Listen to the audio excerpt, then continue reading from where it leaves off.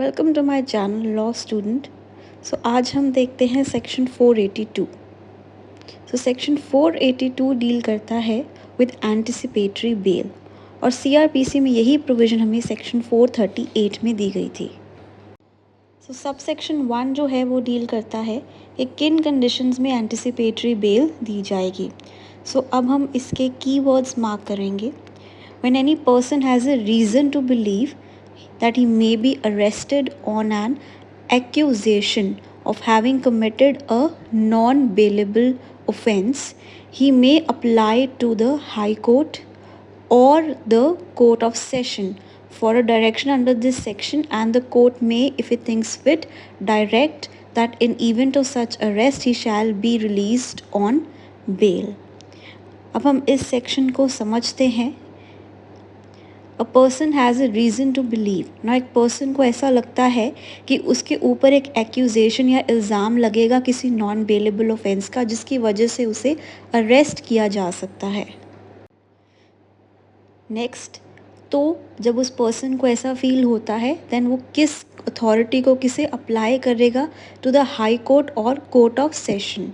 किसके लिए? For anticipatory bell. Next, and afterwards, अगर उस पर्सन को अरेस्ट किया जाता है उसी एक्यूजेशन के बेस पे, उसी इल्ज़ाम के बेस पे, तो कोर्ट उसको रिलीज़ करने का डायरेक्शन दे सकती है। सब सेक्शन 2 देखते हैं। सब सेक्शन 2 कुछ कंडीशंस की बात करता है। व्हेन हाई कोर्ट और court of session makes a direction under sub section 1, it may include such conditions in such directions in the light of the facts of the particular case as it may think fit, including, अब देखते हैं कौन कौन सी conditions हैं जो high court और court of session impose कर सकता है। A condition that a person shall make himself available for interrogation by a police officer as in when required. जब पुलिस ऑफिसर को ज़रूरत पड़ेगी उसको इंटेरोगेट करने के लिए वो पर्सन वहाँ प्रेजेंट रहेगा। Condition that the person shall not directly or indirectly make any inducement, threat or promise to any person acquainted with the facts of the case so as to dissuade him from disclosing such facts to the court or to any police officer. एक witness को धमकाना या उसे induce नहीं करेगा when that person is released on bail. Next, a condition that a person shall not leave India without the previous permission of the court. Court की permission के बिना जो एक पर्सन है वो इंडिया लीव नहीं करेगा। नेक्स्ट कंडीशन देखते हैं क्या है।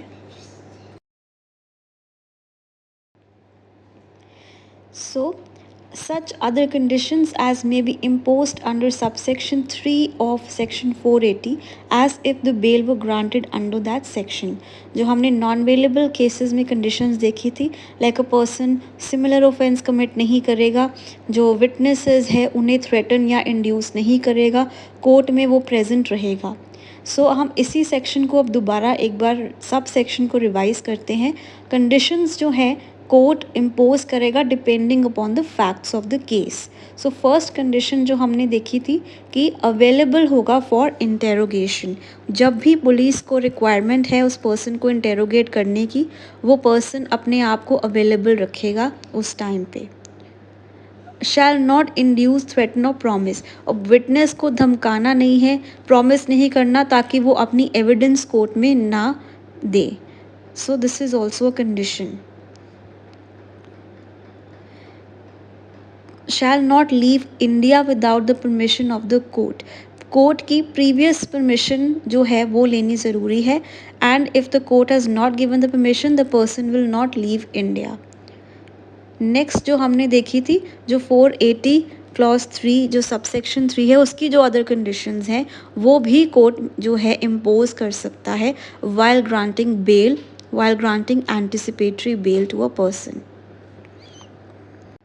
नाउ सबसेक्शन 3 डील करता है इफेक्ट क्या है of anticipatory bail. Now, if such a person is thereafter arrested without warrant by a police officer on that accusation, and that person is prepared either at the time of arrest or any time while in custody, he shall be released on bail.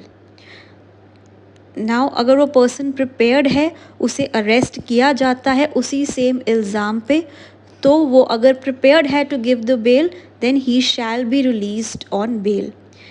And if a magistrate taking cognizance of such offence decides that a warrant should be issued in the first instance, he shall issue a bailable warrant.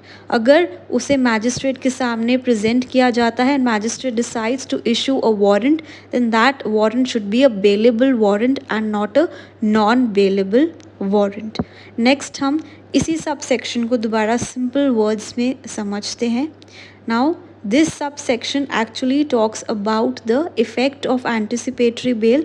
जब anticipatory bail मिल जाती है उसका क्या effect है.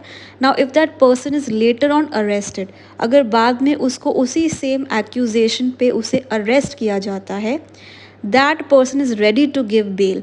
किस time? Either arrest के time or any time while that person is in the custody of that police officer, then he shall be released on bail. So ये first effect है. Second एक और जो ये सेक्शन बात सबसेक्शन बात करता है. Now if that person is brought before a magistrate and magistrate thinks that a warrant should be issued, then that should be a bailable warrant and not a non-bailable warrant. So subsection 3. Next subsection 4. Subsection 4 बात करता है exception क्या है. Now this subsection was added by 2018 Amendment Act. It is an exception where anticipatory bail will not be granted. Now अगर offense जो है जो commit जिस ऑफेंस की एक्यूजेशन है वो है section 65 punishment for rape in certain cases and 70 subsection 2 gang rape of a woman under 18 years of age, then in such cases anticipatory bail will not be granted.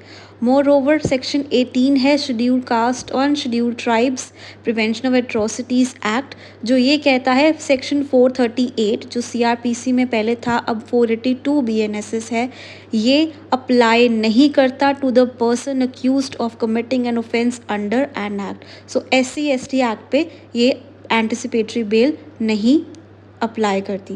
So thanks for watching. If you like this video, please like and subscribe to my channel. If you want more videos on more topics, then please comment down below.